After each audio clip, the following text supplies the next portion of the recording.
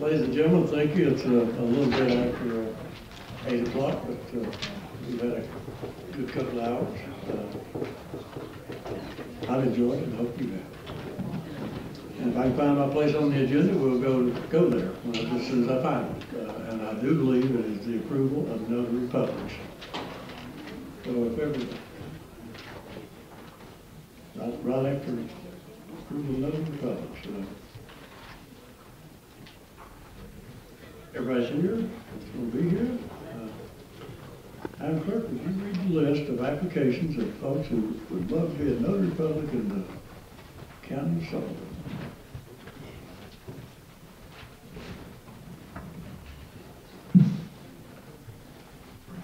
Rebecca A. Aceto, Amy Bailey, Susan Ball, Andrea Lynn Birchfield, Randy Arthur Burt, Angie Blair, Emily Rose Buckles, Jody Lee Doyle, Donna Dye, J. Wesley Edens, Gregory W. Francisco, Caitlin Abigail Frazier, Rachel R. Gregg, Shirley Elaine Griffith, Kimberly Ann Hart, Jody Samantha Hull, Luther H. Eisenhower Jr., Sandra Light, Gregory R. Lubrano, Connie McMullins, M. Michael Morrison II, Roger Parker, Megan Parks, Dreama Parsons, Brenda S. Phipps, Ben Sharrett, Peyton Sutherland, Kelly J. Turner, Brian Douglas Waldo, Justin Michael Watt, Autumn R. Willis, Kristen Weiniger, Barry Worley. You've heard the list. At this time, I ask for any objections that any. Include the surety bond also. You moved to include the surety bonds for what, Mark?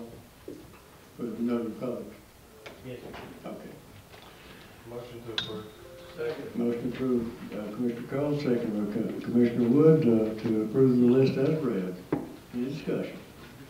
Seeing none, when the board opens up, please vote on the approval of notary public as presented.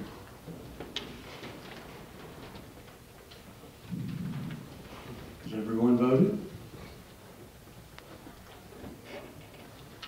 Anyone wish to change your vote? Madam Clerk, take the vote. 24 yes. Having received the necessary majority, the notary public applications are approved as submitted. Next up on our agenda is zoning. We did that. So next up is the consent agenda, which I just couldn't wait to get to before. So these are items that you have agreed to be on the consent agenda on your Thursday work session. If anyone sees an item that they would like to have an individual vote on, please do so at this time. Seeing none, we're ready to vote on the approval of the consent agenda. Have a motion? Motion to approve. Second.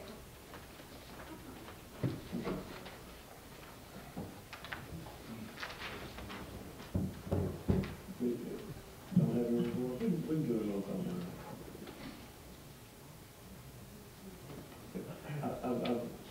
I've run her back and forth on this agenda so much, and anyway, we don't have. Okay, I'll ask the clerk then to call the roll and take the vote on the consent agenda.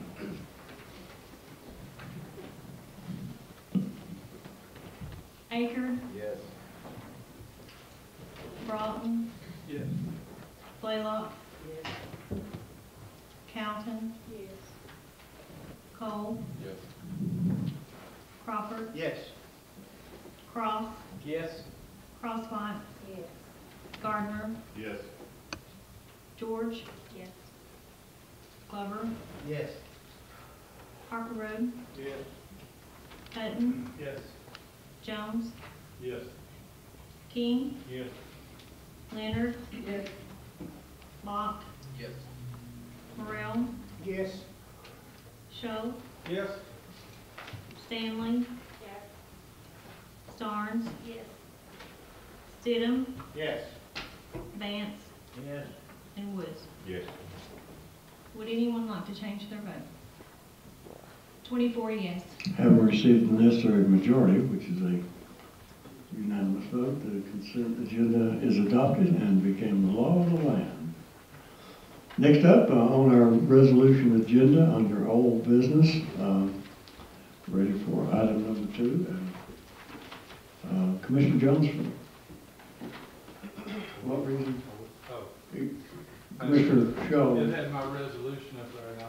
Oh, I'm sorry, wait a minute. I'm glad you're up to date on that, I can't see the board. Commissioner Shaw, you're recognized on item number 2, and you and Commissioner Stidham. Thank you, Mr. Mayor. I would like to defer this item, and at this time, I don't anticipate bringing it back for the January agenda. You've heard the sponsor's request that this act be deferred, and I believe I reminded you last week that this resolution is the property of the commission, and if for any reason you think it's been there long enough, you may move, but without objection, we will defer. Do you have objection? Seeing none, we'll defer until the first item of January, but I'm sorry. You hear me, no? Take your name off of it?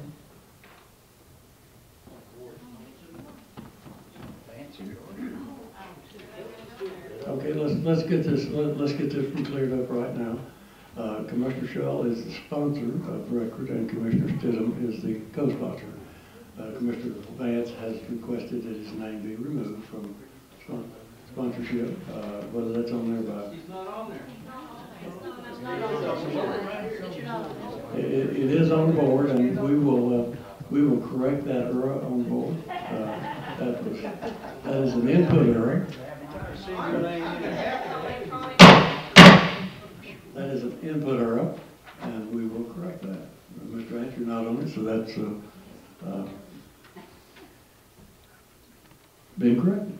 Item number 3, Commissioner Jones, you're up. Withdraw this. Commissioner Jones moves to withdraw. Any objection? And again, it's property of the commission. Seeing no objections, item number 3 is withdrawn from the commission. Next up, item number 4, Commissioner Morrell, you're recognized on item number 4. Thank you, Mr. Chairman. Well, we've looked at this for 2 months, nearly, ladies and gentlemen, and I'm sure most all of you, I hope all of you know what this is all about and what it's asking for, which is just to allow the school department to use money that's already in their budget to construct a sewer line and sewer pump station for the new Sullivan East Middle School. On that, I don't have to tell you, this is a very important issue for the east zone area of our county. I think that probably some people kind of looked at maybe the city-county sewer agreement that was back in '96 when it came back in, when they first started with it. I personally don't think that the county at this time is going to be spending millions of dollars on a trunk line, and I don't, because we're building 2 new schools as we speak right now. I don't think the city of Bristol is interested in building any new collector lines and spending millions of dollars, because they're also in the process of building a new middle school, and rightly so. I think we've looked at this from every angle. I don't know of any way else to do this, but this is something that we have to have for the school. If this is postponed or anything like that, we lose the bid agreement after tomorrow or after today. Most likely, when this is rebid out, it could be $300,000–400,000 more. It's just going to cost us more money. It's going to cost the taxpayers more money. And so I hope everyone understands how important this issue is, and it's something that we really need. And I'm asking for a positive vote on this, please. Mr. Morrell renews his motion for adoption, seconded by Commissioner Vance. Commissioner Crawford, you're recognized for discussion. I've yet to be satisfied as to whether or not this line is going to be large enough to handle the capacity that it needs to for the school as well as maybe other growth in that area. I just have not had that question answered Okay. satisfactorily. Okay, Mr. Crawford, you know, from what I understand, the architects are the one that come up with this amount. It would be nice if Sullivan County or the school system could put a 10-inch line, a mile long, all the way to Weaver School there, the old Weaver School site. The folks, they just can't afford to do it, and I don't think we can either. And so the 4-inch line is going to be sufficient to do what it's supposed to do, and that's serve the middle school, and hopefully later on, it will be able to service the high school there on that.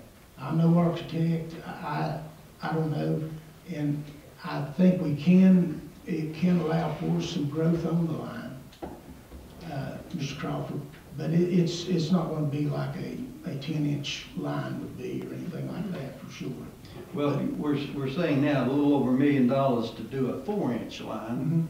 If we go to a 6-inch line, what is the approximate cost of that? I don't know, Mr. Crawford. I mean, is it that much more that, you know, if the ground's open and you're putting the line in, it seems like then would be the time to put a larger line in. yeah, I believe the school department would love to help do that, but I think the funding is just not there. I understand the urgency of this and everything. I'd hate to vote for it and then come back for 2 years and, you know, this commission's got egg on their face for doing something that there was a question unanswered to start with. That's my only reluctance with it, and I hate for it not to be passed with the urgency of what needs to be done for the benefit of the school, but I just haven't had that question answered satisfactorily to me. I really can't answer that. I'm not an architect or anything like that, of course. And, you know, I don't know. And I doubt if Miss Rafalowski could answer that. Probably, but she may. I don't know. Well, Ms. Rafalowski makes her way to the podium. I've got your engineer hat on. I'm like you have, but I rely on the witness of experts, and I'm sure you do too. Good evening. Good evening, and I'll talk loudly. And this line has been approved by engineers who have designed the line from Mattern and Craig, as well as engineers in the city of Bristol have accepted it. Again, I'm not an architect or an engineer. We've gone on the basis of what was designed for the school. We've been assured that it will handle the middle school and the high school and the potential growth of possibly 50 additional residencies that would come in the form of maybe a subdivision or some type of residential development in that area. But we have been assured by not only Mattern and Craig engineers that designed the line, as well as those in Bristol who have accepted that design, that is sufficient, more than sufficient is what we've been told. Evelyn, do you have any idea, like I say, to go to from a 4 to a 6-inch line, like I say, if the trench is open, what would be the additional cost?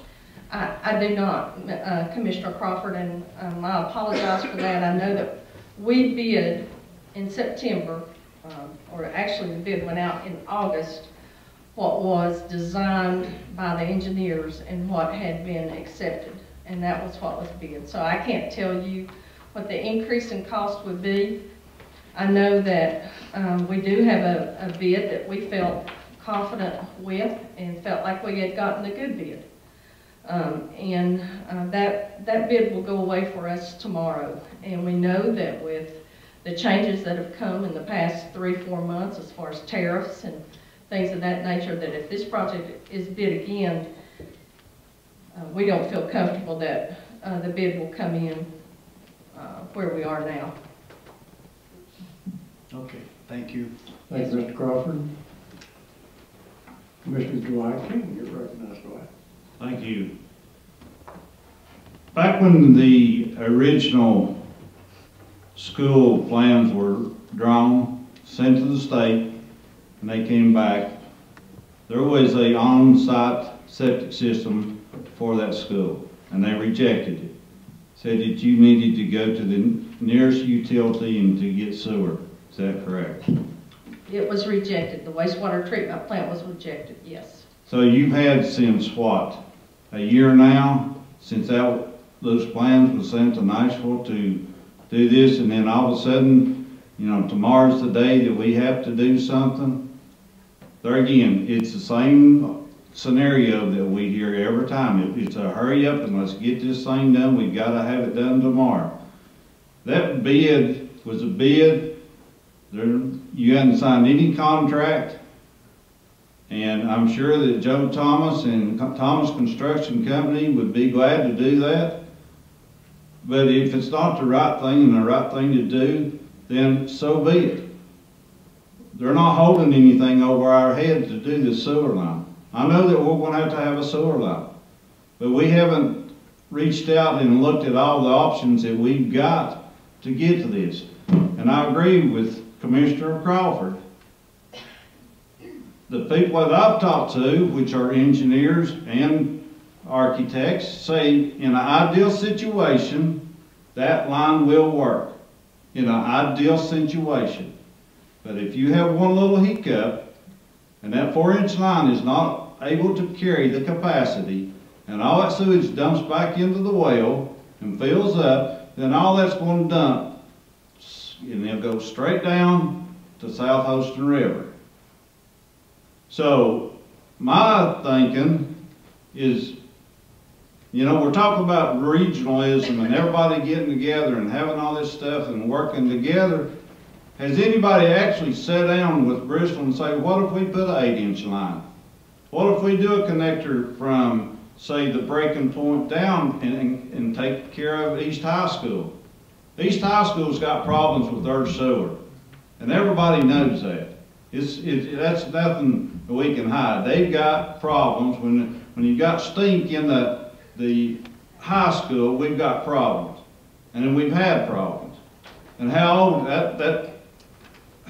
is the sewer plant up there? Is there ever since the school was built? 51 years.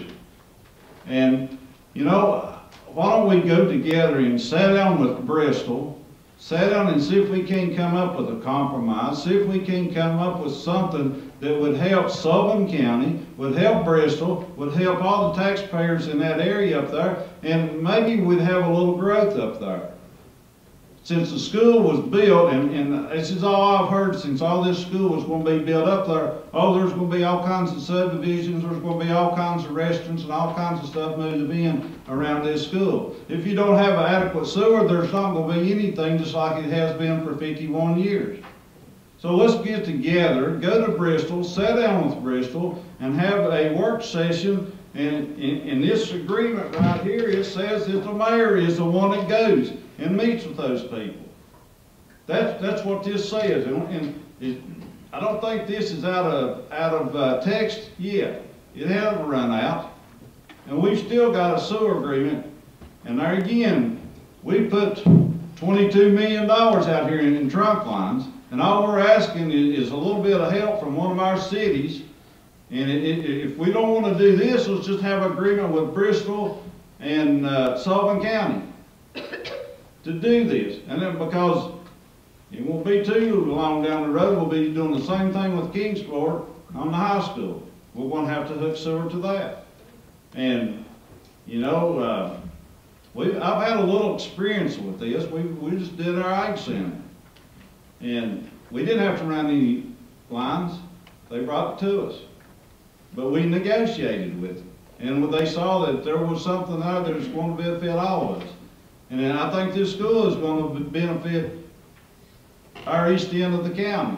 And if we can't serve our taxpayers and give them something that they can benefit from, then I think we're failing our taxpayers. I'm done. Thank you, Mr. King. Mr. Broughton, you're recognized. Thank you. Mr. Morrell, I appreciate you carrying this because I know it means a lot to you. Yeah, but just a couple things about it, what Mr. King said, we have an agreement in place. That agreement's still good for another 3 years, or 2 years, 2 or 3 years, whatever it is, right? And regardless, it's still an active agreement. And I feel like as a body, we can't just ignore an active agreement. We either have to go by it or terminate it and then choose an alternate direction. What bothered me a minute ago, you said if we don't approve this, it might be a $300,000 or $400,000 increase in the next bid. Well, that brings me back to the former commission approving the $4.8 million for the athletic fields because they had to have it right then. And now I'm finding out that the middle school's $4.1 million over budget. And you take the $700,000 this is, miraculously, that's $4.8 million.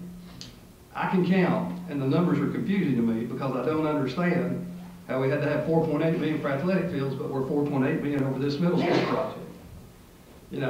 The Bristol, the city of Bristol, the city of Kingsport, this agreement pertains to both of them. As Mr. King said, we're going to be going down this road again before long.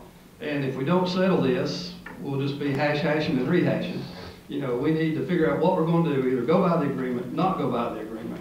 But I just don't feel like ignoring the agreement is a viable option. Thank you, Mr. Brown. Commissioner Aikman. He's gonna respond to Paul. I'm sorry? Randy will Commissioner Rails want to respond to. Okay. Todd, I hear what you're saying. I don't think that anybody here, I mean, I'll be not an architect, I'm sure we're probably talking about, some high-end money, okay? I just don't know if we're willing to put that money up, I don't know. But, you know what I'm saying? I do. Okay, Ms. Crackers, you're recognized. Sorry about overlooking you, Randy. Thank you very much. Again, I spoke at the work session since Commissioner Vance wasn't here, I had to take over the mantle of sewer expert. I understand what Commissioner Crawford's saying, and so, I reached out to people who I trust, and like Mr. Ralph Mikowski said, the plans are certified by an engineer, and so they're held liable if there's any issues. And I won't say the names since they're not here, but the people in Bristol said the 4-inch line is more than adequate, because it's a pressured line. It's not a gravity-fed line. It'll feed the middle school, the high school, and over 150 residences if they ever do come to fruition, which that could or could not happen. It is frustrating. We've been talking about this for 3 months, and so, and we still have no resolution to the agreement or anything else.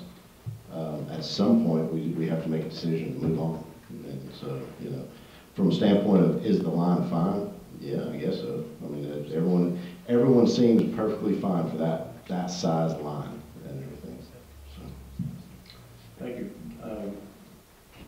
Randy, Go ahead. Commissioner Clapper, you're recognized. Thank you, sir. On the agreement, if you'll read in here where it states under a collector line, it says a pipeline usually 8 inches or smaller in diameter or a force main, and associated lift stations, which receives wastewater from individual residences, businesses, and other industries. Bilateral sewers conveys that wastewater from a service area to a trunk line. Number one, the county qualifies under 2 categories. It is a force main line, and it is going to be 8 inches or smaller. And it plainly states that in their agreement here. There's 2 ways that you can do this. When you were talking about, Mr. Crawford, the 8-inch, the 4-inch line not being big enough, the cost factor that we can do, if we do run a bigger line, say a 6 or 8 inch line, we can cut down on the size of the pumps that we have to pump that amount of fluids through there. Because you're cutting down on your friction loss when you put a bigger pipe in. So therefore, your pumps are going to be able to do an easier and better job, which will be better for the pumps anyway. And the word that I've got with this, our county attorney sat here at our work session last Thursday night and informed all of us that this sewer agreement is intact. And for the future of that area and for the future of this commission to agree on this, I think that our county mayor and our county attorney should sit down with Bristol and negotiate this. We could get Bristol, if they go along with us, to maybe run the pipe for us and we provide the pump stations. If we go with a bigger size pipe, you're already gonna have the ditch open. It's not gonna cost that much more money to put a bigger pipe in that ditch. It's simple. And therefore, we can cut corners on the size of the pumps. And what concerns me about this is, I read through the plans and the size container that we've got on site for this sewage to go into. To save money with the high school situation, we could put a bigger container in and gravity flow the sewage from east down to this container and then pump it back up. Therefore, it avoids another pump station at East High School, which will save us some money. And we've talked about this several times for the future of that area. That's what we need. And with the county attorney giving us that information last Thursday night, and with the information that's in this agreement, I think we should just either vote it down or leave it up to our mayor and the county attorney to move forward for us. There is a lot of potential in that area, and you're looking at 15,000 feet of 4-inch line. That's 2.8 or 2.9 miles, any way you look at it. And I guess the concern I've got, the contractor, I don't think we've got any toilets that's ready to flush on that site. There's porta-johns, and I think the sewer's gonna be the last thing that we need anyway. And this time of year, how you gonna dig a ditch and run line anyway? So I feel like let's drop back and negotiate on this and see what we can get worked out with Bristol. It's gonna be a win situation for them. It's gonna be a win situation for Sullivan County. And let's move on. Thank you, Mr.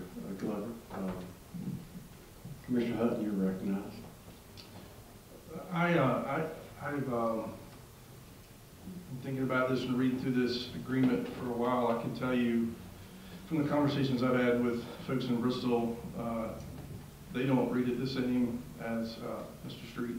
They would disagree with certain aspects of this 96 agreement, not say that it's not in effect, but there are certain parts of it, particularly the idea that there's a group of people that are supposed to meet yearly to talk about a plan that hasn't been going on.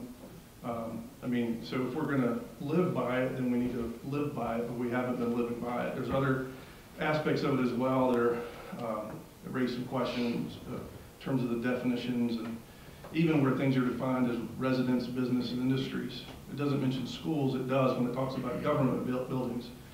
So the people in Bristol, the leadership of Bristol is not, they might be interested in having a conversation about some things, but from what I understand so far, the idea of Bristol building, putting down the pipeline from the middle school to Weavers is not something that they're considering. And I understand that it falls on us as a county that if we put this pipeline in, if we ship this money and we put it in, the responsibility rests on the county then to maintain it until such a time that somebody else, like if East High School ties onto it, then it becomes the responsibility of Bristol at that point. In some ways, this line sounds almost like a collector line rather than, I mean, a lateral sewer rather than a collector line, just by definition. I mean, if you look at the definitions in section 2, it sounds more like a lateral line than a collector line because it says one entity on it. And I mean, there's all kinds of questions that come along with this agreement. And I think that raises some issues that we as a body need to wrestle with. If it's going to be something we're going to live with, then we should be living by it. But I don't think it's been something that's been used effectively in the last few years. It was when it was originally drafted, but I don't know that it's seen the light of day much. At the same time, I think our responsibility to the community is we definitely want to take care of students, kids, and teachers, and in many respects, the whole question of this school being built, it's awesome. And I think we have an obligation as a body to help expedite what's happening. At the same time, I would level some frustration. I mean, coming into this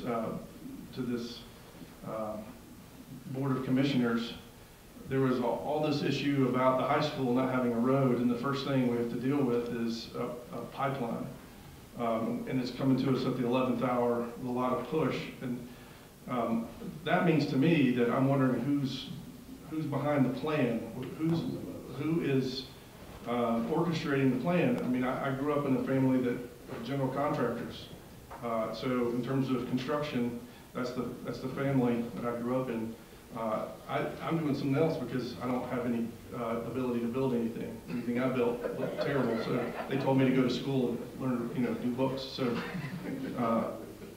but I have at least an understanding that when you have these kinds of projects, that you look down the road and you put things together, and there's things that come along, and it just feels like there's this push. And I think it would be great to, at least when we do things in the future, that there's a long-range plan in place that says, hey, these are the contingencies that can come along, rather than all of a sudden the county commission having to make a decision about shifting money so that we can build a sewer line that it should have been taken care of quite some time ago. So, but on the other side of it, I think about all these questions being raised about schools, and I want to see kids in that school next year, and I want to see educators being able to get the job done and flourishing being going on, and so that our school system isn't spending time constantly frustrated by trying to navigate what it means to spend a little money or build what they need to build. I mean, I'm ready to see this thing moving on, but at the same time, I'm going to express a frustration that this hasn't been thought out and planned out effectively. So that's all I have to say. Thank you, Mark. Mr. Branch, you're recognized. Well, I agree with Mr. Crawford and Mr. Hutton the same way. I don't like being here and dealing with this. I feel like we have been left out of the dark on some things, and as things come to us at the commission to try to address.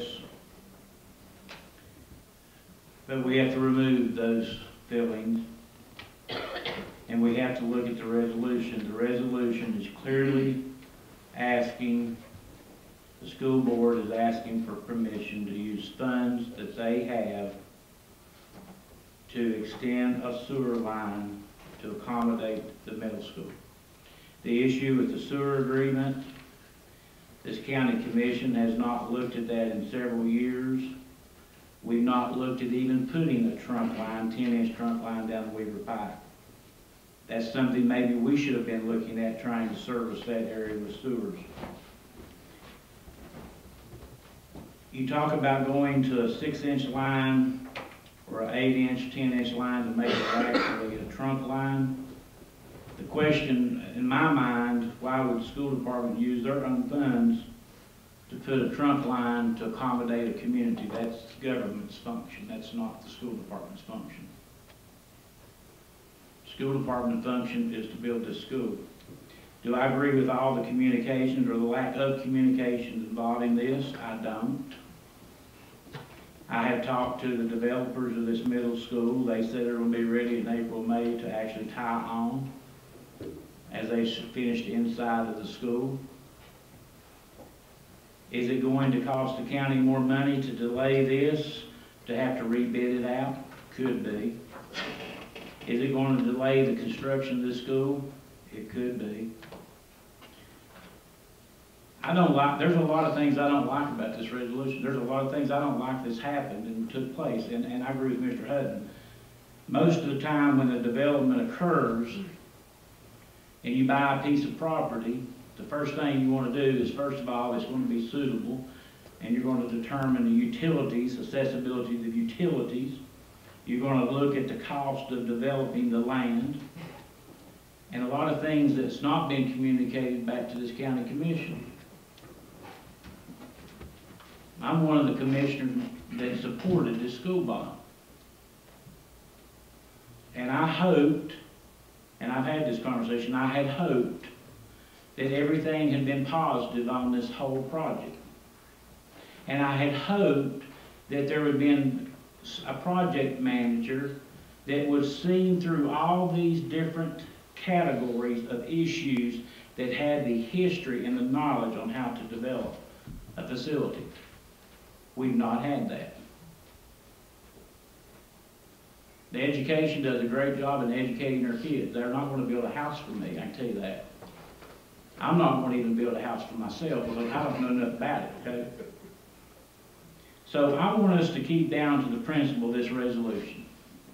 The principle of this resolution is spending $1,025,000 to put a 4-inch line, 2 pump stations to serve this middle school. That's the basis of it, guys, that's it.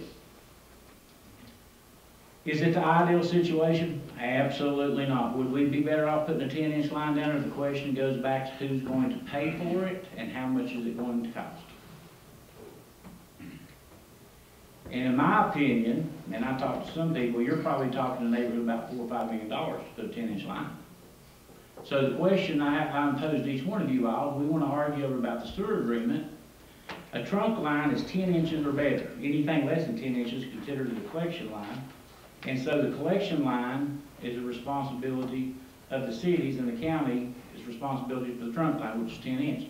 So in all reality of the sewer agreement, to service that whole area, we as a physical body of commissioners should be funding the 10-inch line and then letting the city of Bristol take it over. Bristol said they're not going to put a 4-inch trunk line down through there. And they're going to argue the fact they're not going to pay for it, and it'll end up in court, and the county and the city will go to court with each other over it, and we're still going to be sitting here with the schools not going to develop. So I want us to keep the principle. This resolution is giving the school department permission to spend their money. Originally in their bond proceeds was $750,000 for a self-contained system. They're spending $275,000 more than what they had in the budget to put this sewer line, which is going to serve 50 people, is going to have access to East High School. So actually, if you look at it on the win situation, if they went to the self-contained facility, they would never been able to hook east onto it, would still have that issue not to be able to address, and not 50 property owners would be accessible to a self-contained system on the side. So it's a win. It's a win for that whole community. So I think we'd ought to pass this. Do I agree with it? Guys, I don't. I don't agree with people coming up here making comments about Innovative Academy. That's not our responsibility. I don't agree with things being put in our lap like this, but I think, like, you know, vote your conscience. But I'm not going to be, myself, sitting here not voting for something that I know if we walk out here tomorrow that may cost us more money and it's going to delay the construction of that school. There's a lot of things I don't like, and I share you're all feeling the same way. So that is my opinion. I think we have to step up and do what's right, even if we feel in our own mind we don't like it. So many things in people's lives, we do things that we don't like, but we do it anyway because it's the right thing to do at the moment. And if anybody goes back in 2 years, 3 years, 4 years down the road and says, well, y'all put a 4-inch line down and you can't service the area. Well, we have an explanation to them. The funds wasn't available. We had to do something to get sewer to that school. So y'all vote however you want to, but I just want to tell you my viewpoint. Thank you, Mr. Vance. Commissioner Broughton, you're recognized. I agree with most of what Mr. Vance said. So maybe I actually have a coordinator here. The problem I have is this, you know, the management of BOE has blamed us for shortfall. So I'll meet you halfway on this, Mr. Vance, and meet the BOE halfway. Let's approve $275,000, and they take that $750, put it towards that 1.4, then they're only 7 short, only $700K short. If you want to go the full 1 million, then $750K goes, we're only 700 or 800,000 short of that 1.6, they say. Then they can keep the IA and another school open. I make a motion, we amend this to $275,000. That's a, I'll recognize the second, Mr. Brown.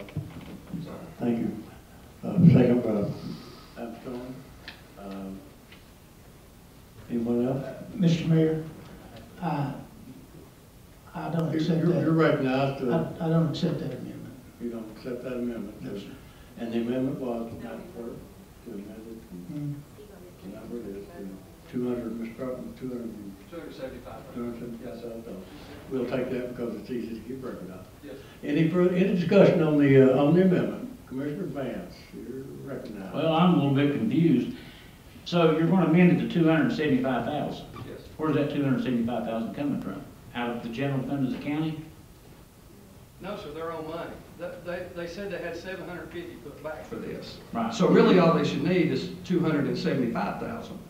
They don't need the full million. If we give them the full million, then they should have 750 to go towards not closing the IA or another school. Okay.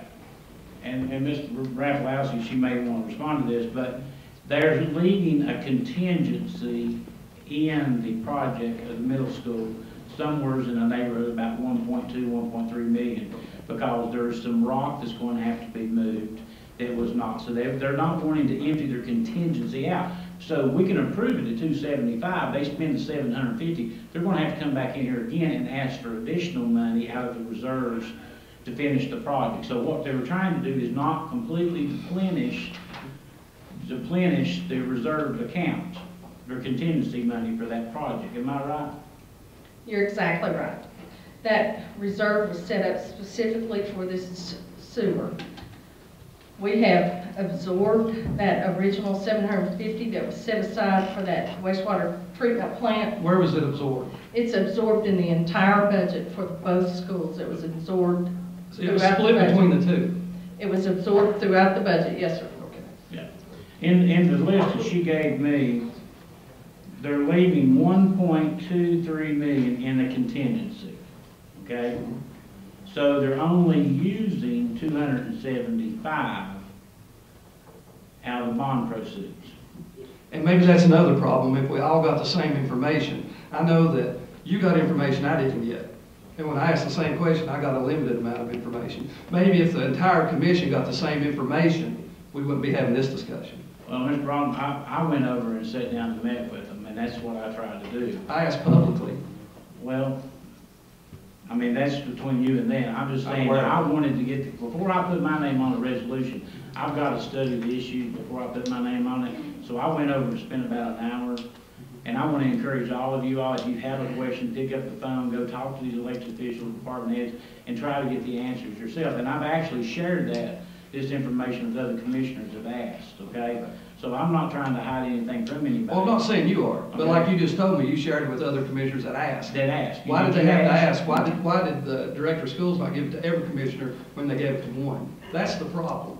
Well, No open communication is the problem. Let me, I know it's off the subject, let me say this. I did bring that up in that meeting that day, and I asked Evelyn and Ingrid to start doing a monthly report, a financial report, Thank you. maybe a 1 or 2 page, because, and I'm not blaming anybody, No. but when I first came on the commission, the school department would present us an annual, or a monthly report.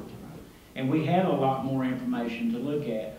And so they are actually working on that. It's not going to be a large document. I don't want the whole document. So that hasn't been addressed at that time, and I think you'll see that forthcoming. Thank you. And Mr. King, you're recognized. Well, going back to this same old, I can't understand where the $750,000 went. And Ms. Redlowski, if you'd come forward, I just want to explain to us that $750,000 was set up for a sewer, on-site sewer, and now you moved it somewhere else, this money.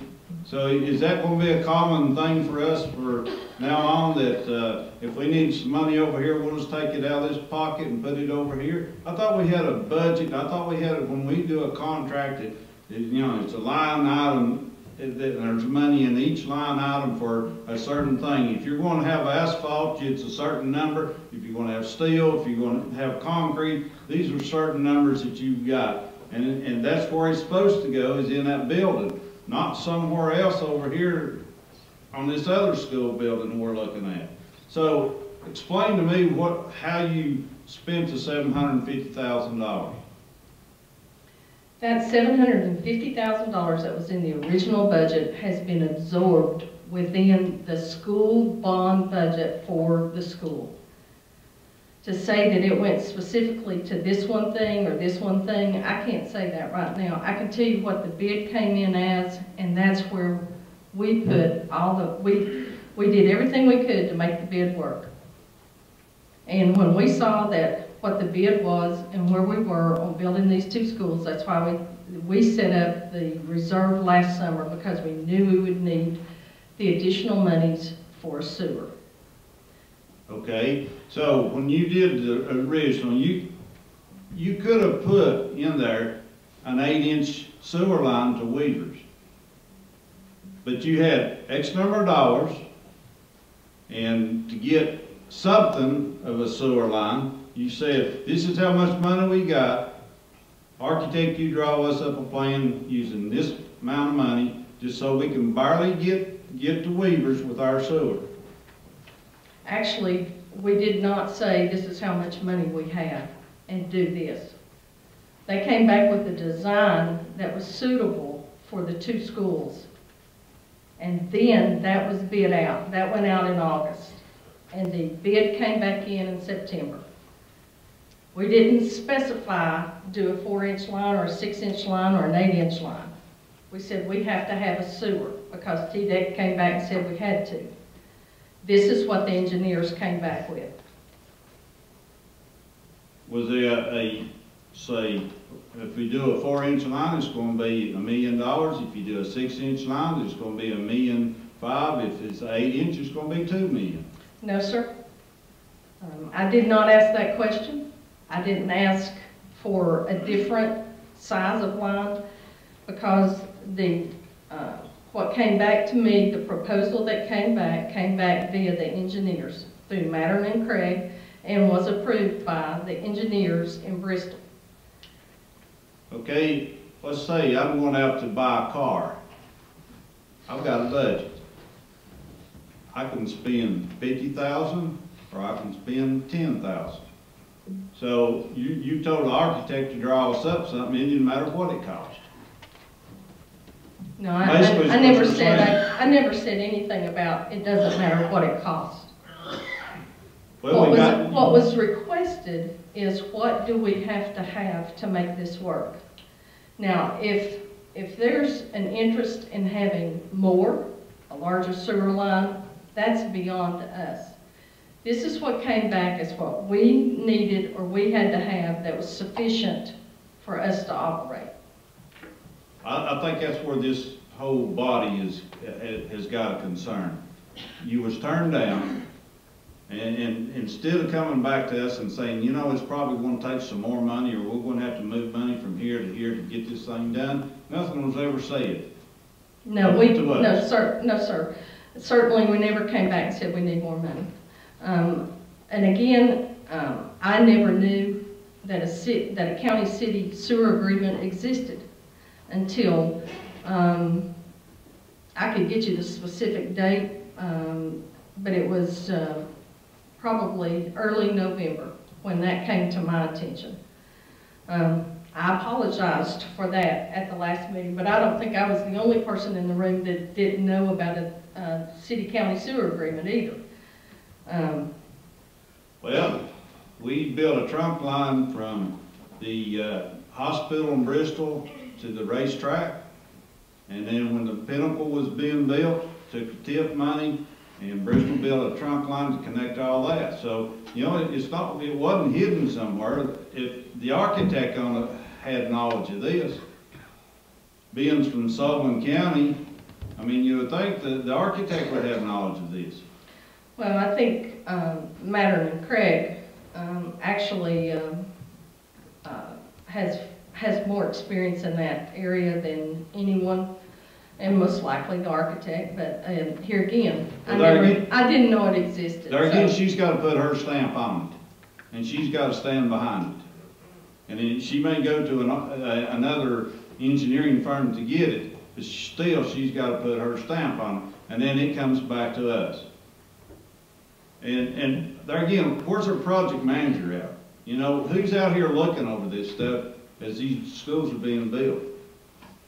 Our project manager is Charlie Hubbard. How many schools has he got to cover? We have 18 campuses. One man can't do that. You need one person on each two, actually you need one person on each school if you're going to do it. Because all this testing and stuff that has to be done, while this school is being built, one person cannot be at 21 places and trying to take care of this. And there again, the reason I'm asking all this is the taxpayers that voted for me and sent me over here wants me to take care of their tax money that they send here. And if I don't ask questions, if I'm not responsible, then I'm not doing my job for the taxpayers that voted for me. And I'm not trying to be difficult with you, by no means. And I'm not trying to put you on the spot. But, on the other hand, when you start doing things that's not right, and it's going to come back to bite us in down the future, then I've got a problem with it, because it's going to come back, somebody's got to pay for all this stuff. And that's going to be the taxpayers of Sullivan County. And that's who votes and puts us up here. And there again, I agree with Mark. You know, it's not the county that is supposed to run the school system, but there again, it's our tax money, and the people that voted for me to come over here to represent them, it's their money that we're spending. And if we're not spending it wisely and doing it correctly, then they've got a problem and I've got a problem. And I yield. Thanks. Thank you, Dwight. Perfect. Mr. Glover. Thank you.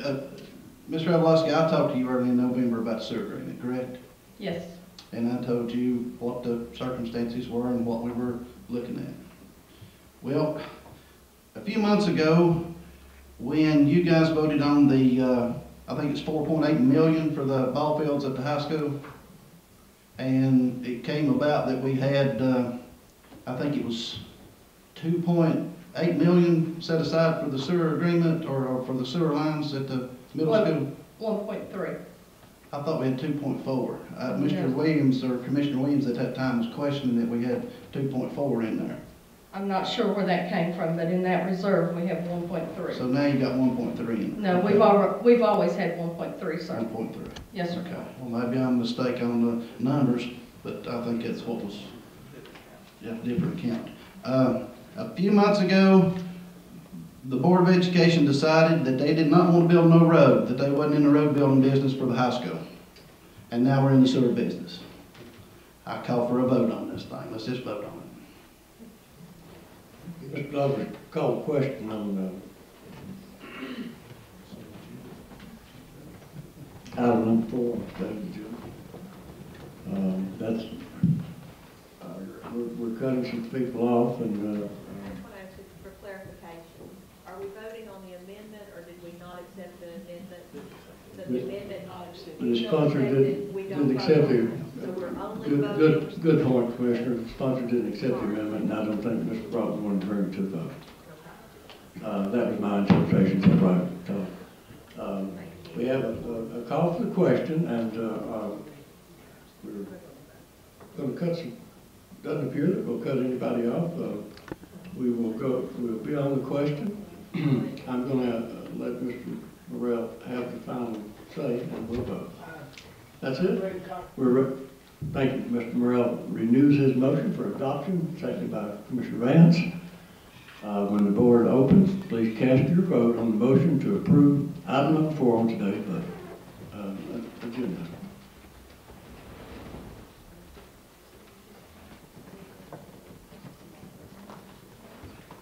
Has everyone voted? Anyone wish to change their vote? Madam Clerk, take the vote. 9 yes, 15 no. Having failed to receive the necessary majority, item number 4 fails. Next on we'll move on to the next item on our agenda is new business. And item number 5. Mr. Johnson, for what reason? Where does this put Sullivan County schools in having this school open in the fall of? Mr. Jones, that's debating the last question, and I won't call Mr. Rakulowski back, and you might want to get that answered privately, but we're beyond that now. We're on another item. I think it's a pertinent question, but not right now. Item number 5, Commissioner Crawford, you're recognized. Okay, this resolution is to allow or to approve the Sullivan County Sheriff's Department to receive $787.50 per month from the Contra Energy Incorporated PAC committee there in Sullivan County. So any questions that you might have, we'll try to answer that. It's free money, no strings attached, and it will be used in their general fund, the 5,000 account, to buy supplies and other materials that is needed by the Sullivan County Sheriff's Department. Mr. Crawford, are you moving to immediate introduction passage, or are you on first reading? Waiver of rules requested, yes. Regular rules requested? Yes, sir. We do have questions. I'll recognize Ms. Torrance. Commissioner Crawford, I know I asked you last time, and maybe I'm just getting caught up in all the wordage. It says PAC, and then, we all know PAC stands for Political Action Committee or something like that. That's the only thing that worries me. Are they going to want something in return for us taking this money? Well, if y'all know the sheriff the way I do, you ain't gonna mess with him. And I don't think he's gonna obligate himself to anything for $787 a month. I think it's just a goodwill gesture from the PAC committee. Certainly it is politically motivated, but that does not mean that their giving is going to require that they come back and ask for something. It's their way of supporting an agency within the county that can take the money and use it for a great purpose. Okay. And I will be more than happy to let either the sheriff or Frank to address this if it's needed. Okay. Other than that, I renew my motion. Thank you, Ms. Torrance. Commissioner Crawford, you're recognized. Thank you, Mayor. Mr. Crawford, I support this, and, I think, the sheriff and his department's doing a great job. I've just had a lot of people here lately, and this kind of pertains to that, would like to see a report, especially on the upcoming stuff that the sheriff's department's interested in. I think that would go a long way on the communication thing. Just at y'all's convenience, if you could get us that, that'd be awesome. Well, I've spoken to the sheriff, and later on, if it be permissible, I have asked him to hang around to give us a report as to where he is with the RSOs and the progress they're making there. So, and he has agreed to do that. So we will get a report at our request as to the advance that's being made. At the end of the agenda, Yes, Larry, is that what yes, you're asking? Okay. On first reading, any further questions, sponsor? Passed on first reading. Item number 6, Commissioner Cole. Second by Commissioner Stanley. Waiver of rules. Please. Yes. Hold on. Did you ask for the waiver rule? Yes. You said under regular order. No, 5 is on consent as well. We were on item number 5. Have I got it wrong again?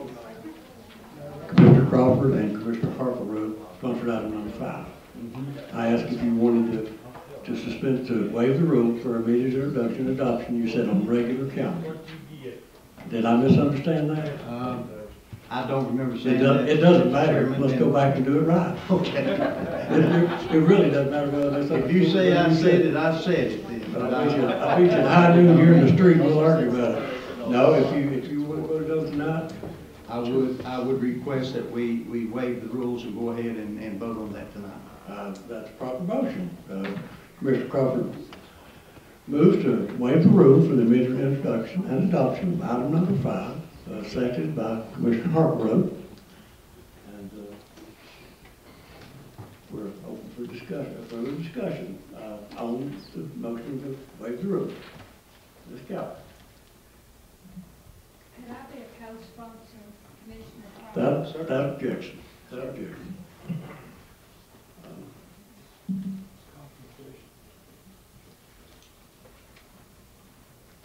Any further discussion on item number 5?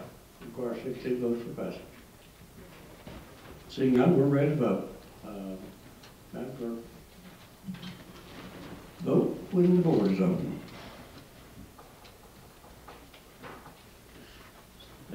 cast their vote? Anyone wish to change your vote? Madam Clerk, take the vote. 24 yes. Have received the necessary majority. Item number 5 is adopted. Congratulations, Commissioner Crawford. You got it right.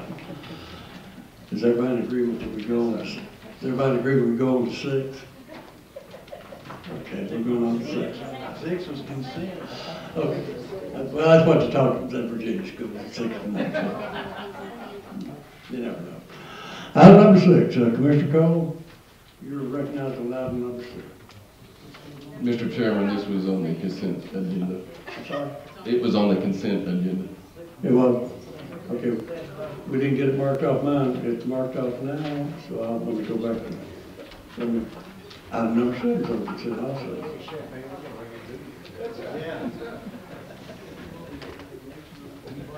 That's what I'm going for, Commissioner Record. To be honest with you, I can't wait to get the ladder out and go stop that clock. I can't wait. I've done that before in Nashville. Anybody got a good story about that? No. Item number 8, as amended, Commissioner Stanley and Commissioner Stidham. Commissioner Stanley, if you're recognized, you push the button.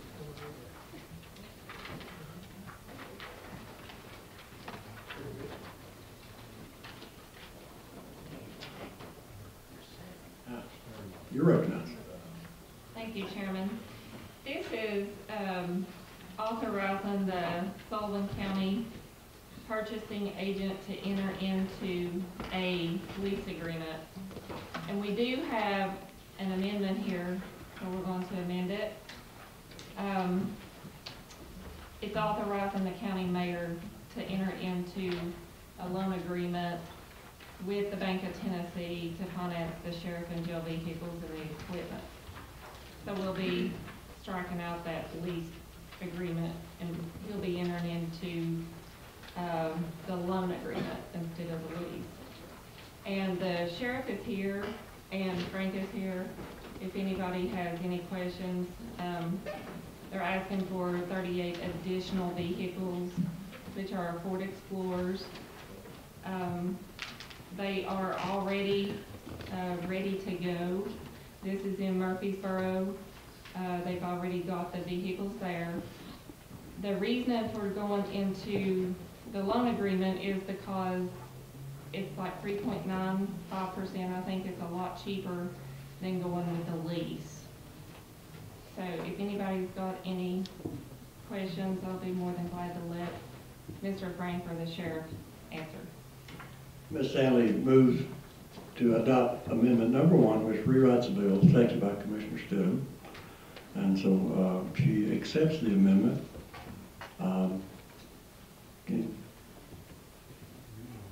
Time for discussion, probably seconded. Commissioner Lott.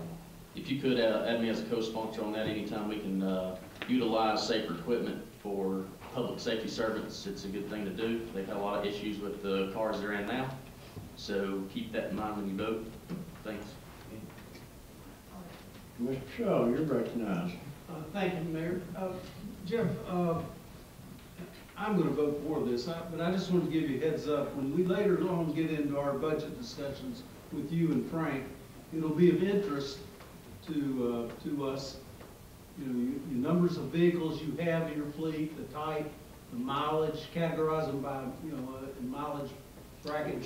We should have a, we have a report of all the what we have in the fleet, the mileage on those vehicles, and such. And like I say, like me and Larry Crawford was talking about, I want to be transparent with the commission, and I appreciate your all's patience with me the last 4 months. We've been real busy, but I do want to keep you all up to date. At that time, we'll just want an overall picture. Yes, sir. Yes, sir. Thank you. Thank you, Mr. Shaw. Commissioner Broughton, you're recognized. I'd like to reiterate what Mr. Locke said. I'd like to be added as a co-sponsor too, and thank you. Without objection.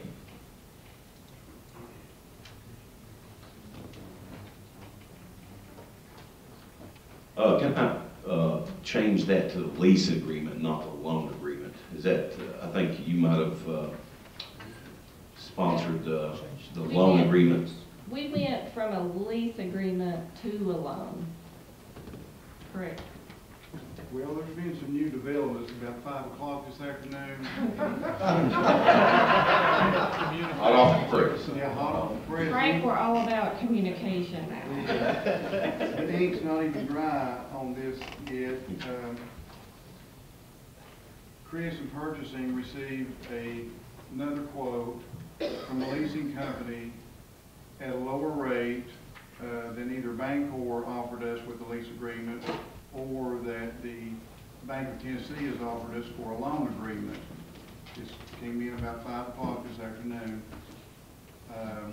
So we really want to, if we can somehow, stay with the original resolution number 8 for the commission to approve Chris to sign the lease agreement. Of course, it's not specified, and we're obtaining quotes from other companies. That's why I didn't put in Bancorp in the original resolution.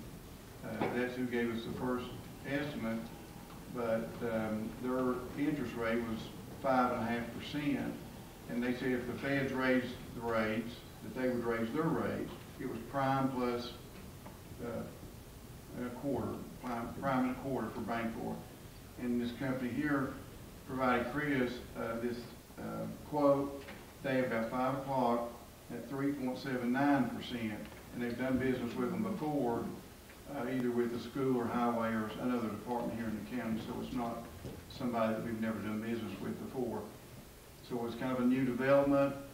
Yes, we got the loan agreement resolution to amend number 8, but now we're back on requesting that we approve the original resolution on number 8.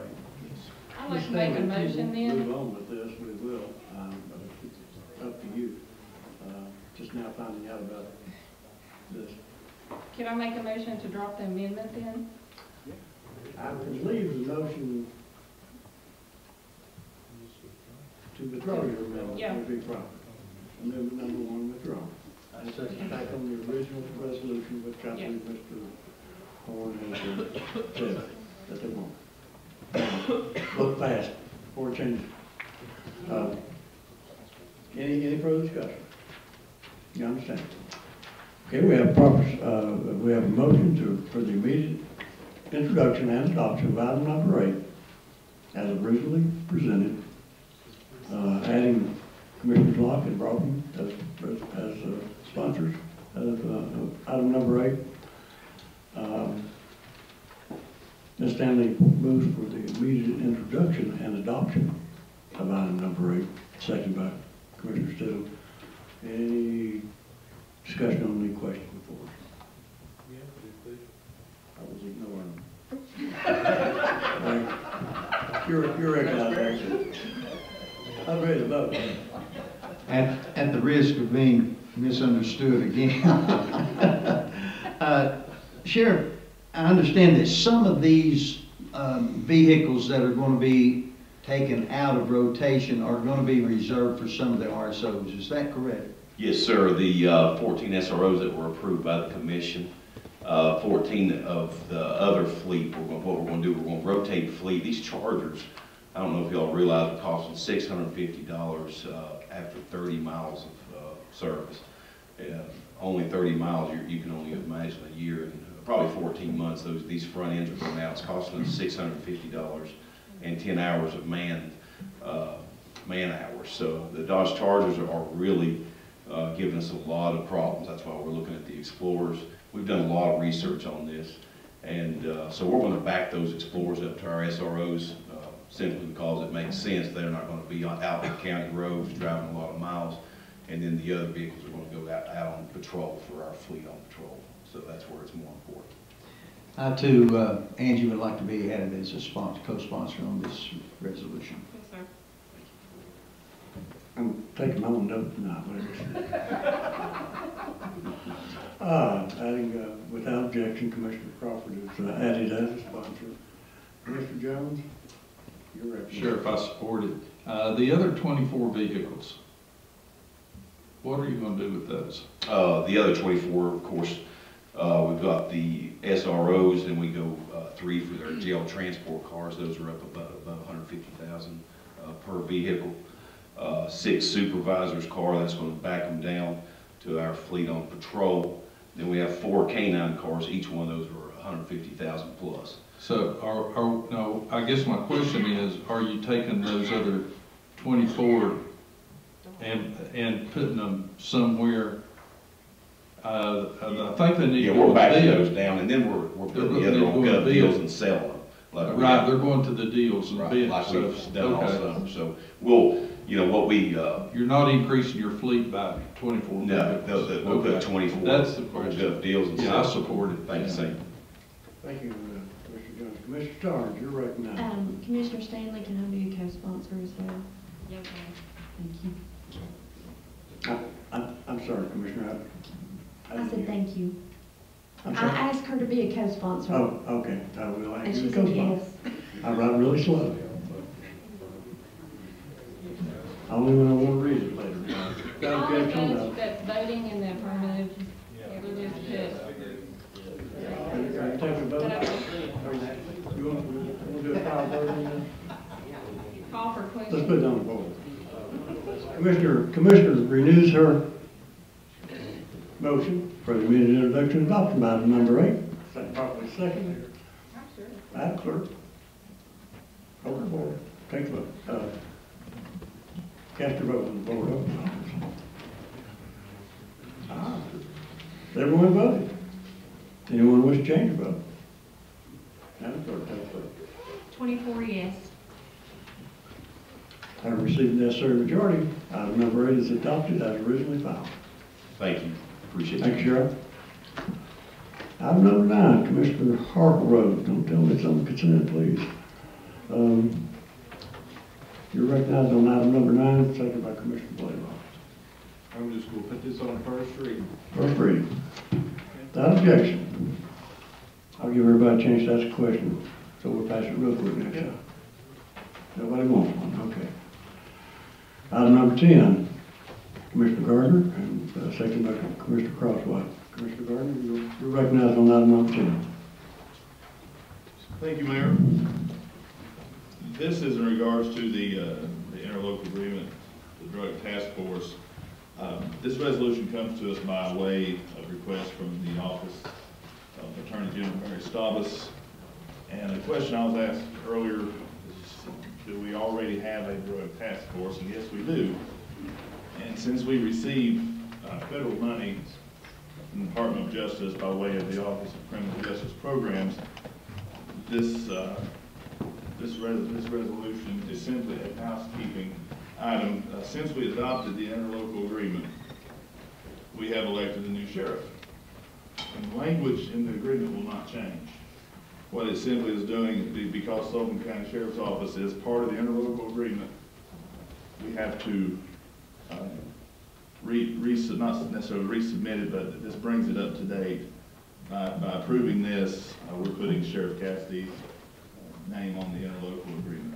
Very good. You've heard the explanation. Do you want to waive the rule on this? I would like to waive the rules and vote on it this evening, yes, sir. To waive the rule and... Yes, I'd like to bring it up for immediate adoption. Okay, very good. Commissioner Gardner moved for immediate introduction and adoption by item number 10, second by Commissioner Crosswhite. Now we have a proper motion on the floor. Do we have any discussion? Seeing none, we're ready to vote on item number 10. Requires 16 votes for passage. When the board open, cast your vote. Got that board open quick right there. Thank you.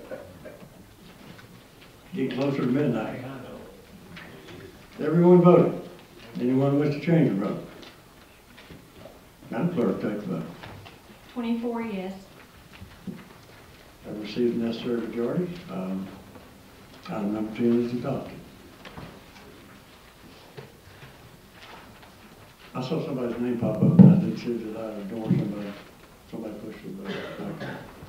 Item number 11, Commissioner Harklewood, you're recognized on item number 11. Yes, this is a resolution to amend the 2018-2019 Highway Fund budget to meet requirements on maintenance in Bedford. Basically what this is maintenance of effort is a shortfall of $50,000.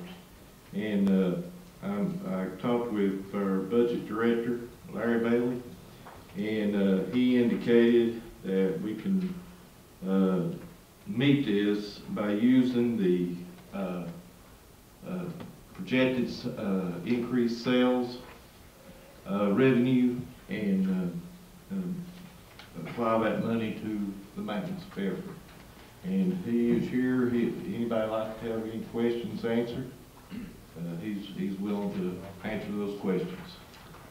But I'm asking waiver of rules on this because we need to get ready for the budget request 2019. Mr. Harper moves for immediate introduction and adoption of item number 11, seconded by Commissioner King. Any discussion? Mr. Bailey will also answer any questions. Seeing none, we're ready to vote. Item number 11. Vote when the board opens. Everyone cast their vote. Anyone wish to change their vote? Madam Clerk, take the vote. 24 yes. Have received necessary majority. Item number 11 is adopted as presented. Item number 12, Commissioner Vance, seconded by Mr. Gardner. Commissioner Vance is recognized on item number 12. We could talk about this if you like. We can put it on first reading. I don't think we're in too much hurry. But I will explain this resolution.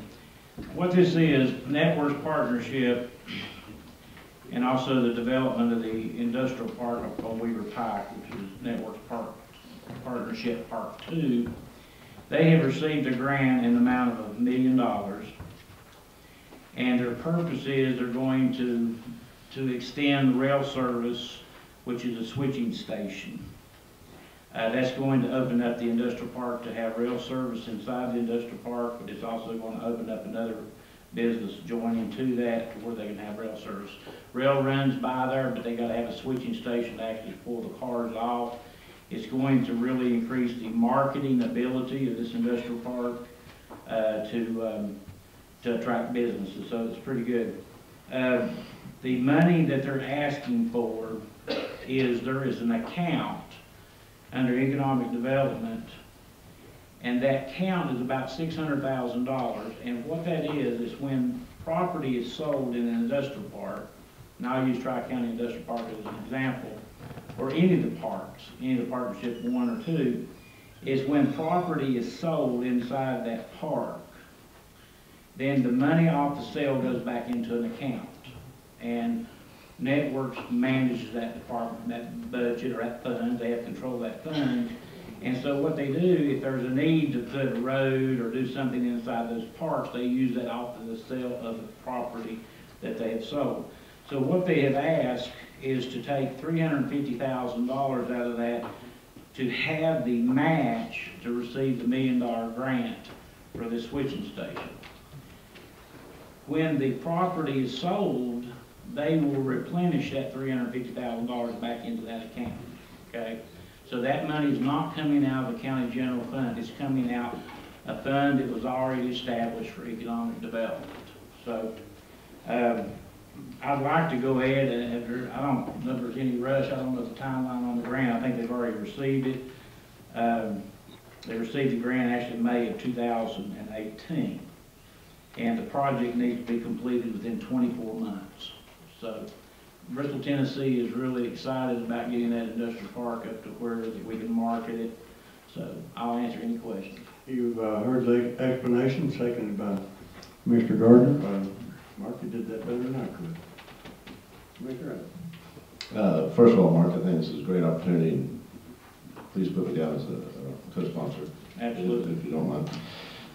These things will probably come up from time to time, and if you've ever had an opportunity to be involved in any of this, rail is it's getting a big deal in Bristol because of Virginia trying to get passenger rail, but from an industrial park, we've got a big project going on 394. That was a collaboration of networks, the county, TVA, the city of Bristol. I mean, you got to be ready. The companies don't want to have to spend 24 months to get the property ready. And so the heads of state years ago figured out a way to have this money sitting there to be able to do these kind of matching grants, and it's a great opportunity. And really a lot of good excitement going on some of these the industrial parks. There is some companies that could use this. We can't really mention it, you know, right now. Some of that can't be public knowledge just yet, but thank you. Thank you, Commissioner Atkins. Commissioner Shelley, you're recognized. Mark, refresh my memory, are there any businesses in the park now? Is there any businesses in industrial park on Weaver Pike? I don't think that they are. The Partnership Park 2 is on the Weaver Pike as you go under the underpass and you go up and it cuts off to the right. And it goes actually way all back almost to 394. So, but there's nobody in it right now? No. Oh. No, but there is some good possibilities with rail service if you understand what I'm Soon trying to Lay say. Walker and what folks are, you know, promoting it. Yeah. Thank you, Commissioner Shelley. Commissioner King, you're recognized. Mark, explain this switching. I know you're the expert on this now, so explain all this switching, how they do the cars and side rails and all this stuff. Well, I don't know nothing about that. Come My on, grandfather come on, retired. come on, Nick. You're carrying the resolution. You're supposed to do your homework and have all this taken care of, so when I ask questions, I've you'll been, know. I've been in the ditch for the last 3 months on sewer lines, so give me a break. I'm trying to get with that first of the year. I think you got order, Mr. Chairman. You've been outvoted. I think Commissioner Akers says he can explain it, or if not, the mayor can explain it. Go ahead, Mr. Rail Gager. In his defense, he only got this resolution today about 2 o'clock, Mark. Something like that. But if I may, if we go ahead, let's get a little more light on it, unless David wants to. Yes. Of course, we have 214 acres in the Partnership Park 2 that we bought 14 years ago. And we the county got 2 highway access grants to build 2 different sections of road there. We just finished the second one to this site that Mark's referring to. The proposal is, and it's funded right now for the concrete pad for a transloading facility. And I think the funding is in place with the grants to put in spurs off the main line of Norfolk Southern, and they've agreed to do that. Now, when built out, several of us went to Somerset, Kentucky, to look at a facility up there, basically the same as is being proposed here. It's being used in Somerset. It's being used for wax logs, the manufacturer there. Their asphalt, their paving people have heated tanks, and they bring their asphalt into that park. So that's kind of what is envisioned by networks that this park might develop on. Now, the transloading facility, and that's if XYZ buys a carload of paper towels, it might go through that facility, be loaded on local trucks for delivery, and there would be a charge for that. Now, that could be run by government. We would prefer it be run by private enterprise, and that's the way these things really ought to work, because networks would be willing to sign an agreement with private enterprise. So it is a transloading facility, but the first step is to get the spur off the main line of Norfolk Southern. We've been working on this for about 8 years. And then after the spur, have about 5 lines that go on each side of that transloading facility. I hope that's That's planned. What's the closest? What's the closest? Facility like this in this area, or is it Marshtown? No, I don't think Morristown has one. They may have a spur off the main line. Roanoke, maybe in Virginia. Roanoke and probably Charlotte. Yeah. But I've got to tell you that's a guess. Somerset might be the closest one. Okay. It was, and again, I don't think Somerset exceeded their expectations up there. But we've had that land for 14 years. And it's good land. I think it was good. But the economic development landscape has changed. You you can't have virgin land anymore. Nobody wants a greenfield. They want a graded and a pad. And Network's trying to make the adjustment to that. How many jobs, is there any jobs with this? There's no projected jobs go out there, but if you're gonna run a transloading facility, you're gonna have people unloading boxcars and loading boxcars. If it's a private business, they're gonna do it as cheap as they can.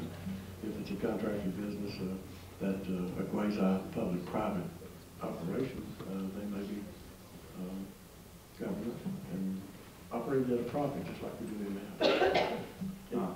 That's all to be worked out. Mr. Mayor, is there another industrial park in Sullivan County that has that capacity? No, and I believe 200 miles would be the closest thing we have. Didn't Eastman have, or, there was one in Kingsport at one time. Eastman had a ramp, and I'm not real good at railroads because I was a trucker and I followed my mile. But they had a ramp where you could take containers, ocean-going containers, and put them on a flat car. They had 2 trains a week out of Eastman, and Eastman decided to put 43,000 containers on the road and take it off the railroad. If you driven to Charleston lately, you've probably seen that half of them in one trip. Commissioner Broughton, you're recognized. I'm in support of this. I was just curious. The funding, you said, come from the sale of other property. Why do we need to vote on it? Or do we just need to vote on anything they spend? Is that the reason for the vote? Why do we? No, we've got to have 350,000 committed to receive the million. There's a match. They've already got the money. Yes, they've done got the money. All we're got to do is come up with the 350, and they're using it out of the industrial development fund. That we. Yes. We protect. Okay. Yeah, because everything that they sell in the industrial park goes back in that fund, but we have to reapprove allocation out of that fund. It may not even be in the general budget, but it's in the economic development. I just wasn't for sure. Thank you. And I've been asked if anybody voted positive would like to be a co-sponsor, so I told them I would accept it, Mr. Chairman. Please let us know about it. Put down the co-sponsor. So let's call the waiver of rules, Mr. Chairman. You would like to change your motion to Yes. Waive the rules for immediate introduction and adoption of item number 12, seconded by Commissioner Gardner. And with that said, are there any further questions? Seeing none, I believe we're ready to vote, Madam Clerk. When the board opens, please cast your vote on item number 12. Requires 16 votes for passage. Has everyone voted? Anyone wish to change your vote? Madam Clerk, take the vote. 24 yes. Item number 12 is, having received the necessary majority, item number 12 is adopted as prepared, and adding Commissioners Akers and Broughton as co-sponsors. Any others? Everybody. Everyone voted in the affirmative. Please, Madam Clerk, add them as co-sponsors. Thank you, Mr. Vance. Item number 13, Mr. Vance, you're up again. We're going to turn the wheel over to spade neuter right now. So we're going from cars to four-leggers. Ready? I just kidding. I'm tired, I know y'all are. This resolution is the resolution that we had put in previously about spade and neuter. And to bring it back to what the original intent. So to answer any questions, no, I will not accept any amendments. We can vote on this tonight, sir, or we can roll it to next month to your board is meet. Then that way, as your new board has any type of amendments they want to make, how spade neuter, we can respect the new board. I don't want to step over their feet. So I think probably let's just put this on first reading and give your board an opportunity to evaluate, to give me some input, because I don't know much about it. Good idea. But we do have a few people have questions, and we clear them up tonight. Well, absolutely. Mr. Broughton, you're recognized. I just want to ask to be a co-sponsor and say whatever rules and let's push it. So whatever you want to do. Mr. Broughton is a co-sponsor. Well, we can do that, but I want the board. Okay, we'll do the waiver rules, vote for it, and the board can come back with a plan based on the resolution. Mr. Vance amends his motion to waive the rules for immediate introduction and adoption.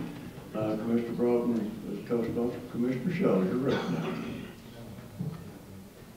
Well, I really think that putting it on first reading makes a lot more sense because it would give the board that the mayor's forming the chance to evaluate it as well as the commission to discuss it in committee and work session thoroughly. Having said that, I guess I should remind you all that this came up during the last commission. The last commission turned it down in this form. Now, why'd they do that? It's not because they're against poor people. That's silly. They had a legitimate question that if we're going to provide a free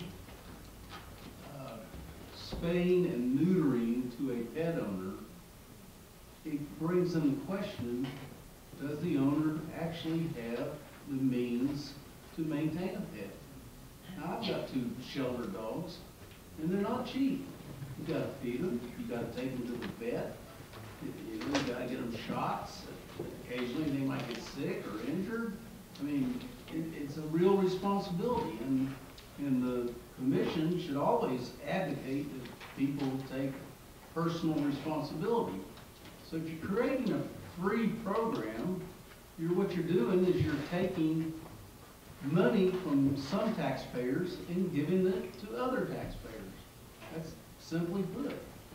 So I think this requires some discussion about it.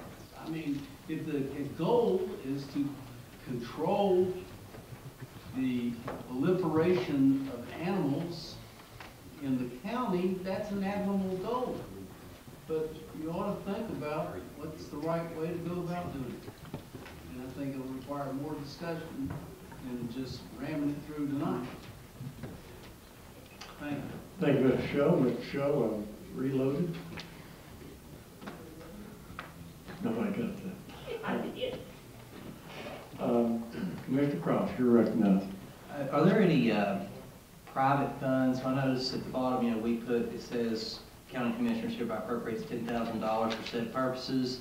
Arrangements will be made to accept donations from the public. Are there any public funds that have been promised or anything that we can jumpstart this with publicly, or excuse me, private funds that have been promised that we can jumpstart this with privately rather than using public money? Commissioner Vance, Well, I defer to you. Mr. Cross, I think you heard the lady speak up here today, that Yes. we've got to get established. We've got the 501c3, we've got the board. This is seed money. When the new board gets in place and elects their officers, they'll then be able to set donations. We do have a problem with spay and neuter of animals in this county. There's no question about it. Yes. And there's going to be some studying I'm sure the board's going to do to try to deal with the overpopulation of animals. In regard to that, I think this is seed money, getting them started. We don't have money in the budget to even start a program. This doesn't mean this will be a line item going forward. This is a commitment that we're showing that we recognize the problem. We want the problem to be addressed. One thing I have found out, that if an animal is small or under the age, that animal is not spayed or neutered when it goes out of the shelter. They're required to charge a fee, and there's a refundable fee that comes back when they bring the receipt showing the animal had been spayed and neutered.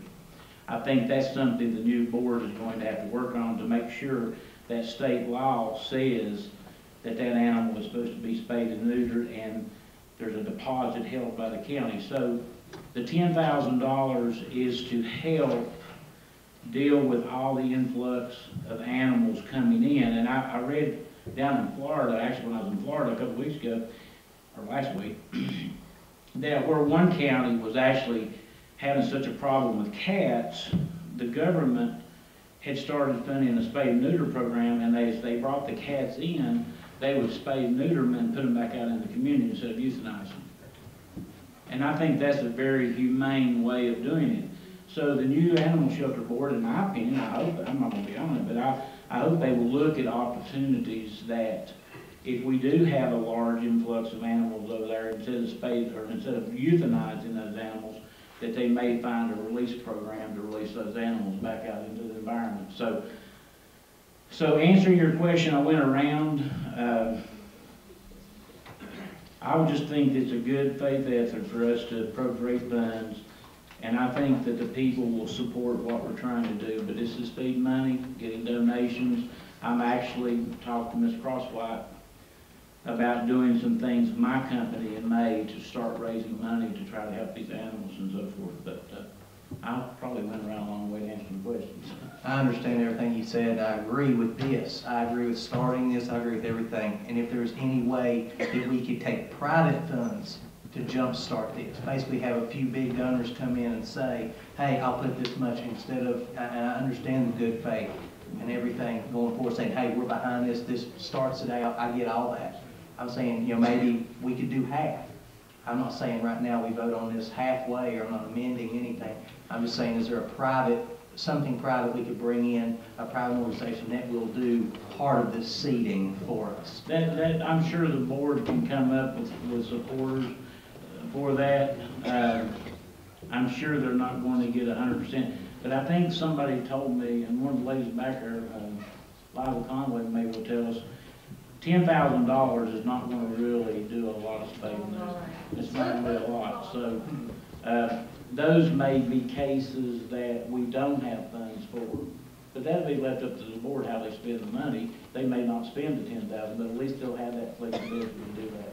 Which, and like I was saying, with the private, hopefully a private, like I said, 10,000 is not that much. So hopefully a private organization, a larger company, a larger donor could seed more money than 10,000. If we get a 501c3, you're well on your way, because that's where you get your donors in that want to write off the taxes. Yes, ma'am. Out of order. That's just plain and simple. I know. I always am. Next outburst, I'll have you removed. No. Not really. Yeah. I think we could argue all night long about it, but I just think we need to do it. Back to, can I, Mark just mentioned, and thank you, good question, Andrew. If I can maybe add a little more to it. Again, Mark got this afternoon at 2:30, right after getting up. But we realize that this is just a drop in the bucket, and in our previous folks that have been here, they said, look, we'll raise your money, get to the point where you can accept it. And that's where we're going. You could give money today, it won't be tax deductible. Once we get that filed with Secretary of State for the next 27 months that we have to approve that, it'll be tax deductible. And I think the public will come to it. I think they'll come through. That's what I wanted to know right there. I thank you very much. That's what I was. The thing, my only concern is that the debate last time was that, well, we'll do this to shelter cats. Well, you all have funded that shelter $544,000 this year. There's money in there to do shelter cats. We're talking about folks that can't afford this, and we want them to come and prove to us we can, and we'll help them, and they'll have their pets in their home, and not be, and that's what we really want to specify for, not in any other fund or any other thing. Okay, let's go on to Ms. Angie Stanley, Commissioner Angie Stanley. I was just going to ask to be a co-sponsor, and I would recommend to do this on first reading, so the board can go through it. And once the 501c3 is established, then they can look at it and see the funds that will be needed. Thank you, Ms. Stanley. And that might be a good idea to say, we filed, when I said we did for 501c3, we did not file for a 501c3. We're contribution for a that takes 27 months. So I'll make a motion first reading. Second. Mr. Hartgrove, you're recognized. You're on the list to talk, and I want to let you talk. Well, I just want to say, I'm going to support this resolution. I think it's the resolution needs to be done. There's a lot of constituents that I serve that indicated they'd like to be able to have a small pet, but part of the problem was their finances. I think our ultimate goal should be that we have an empty animal shelter, because we've all got good homes to go to. And this is one step, I think, in that direction. I think if we try to keep from producing more animals, and we find good homes for the ones that we've got, we all win. So I appreciate the sponsor on this resolution. I support it. Thanks, sir. Thank you. Commissioner Starnes, you recognize. Who is going to do this? Did I miss that? Who's going what? Do the procedures? That will be up to the board to figure out how to operate the shelter. Okay. We have contracts with somebody else. Is it here in the county? I'm sorry? Is it here in Sullivan County? Yes. Okay. But, and Mark, you know this as well as I do, University of Tennessee comes up here and brings a mobile station sometime and does spay and neuter. Okay. We take loads of animals to UT. So some of it's done outside the county, some of it's done inside the county. Good questions. Mr. George. You know, I'm fine with animals and spay and neuter. I just have a question, and, you know, where we say in here that this is for low-income residents, is there, what is the definition, or is there a definition for low-income residents? So is that already defined in Sullivan County, or how are we tying this? And how are they gonna, what's the procedure that you're looking at? If I come in and say I'm low income, how do I know it applies to me or it doesn't? Do we have,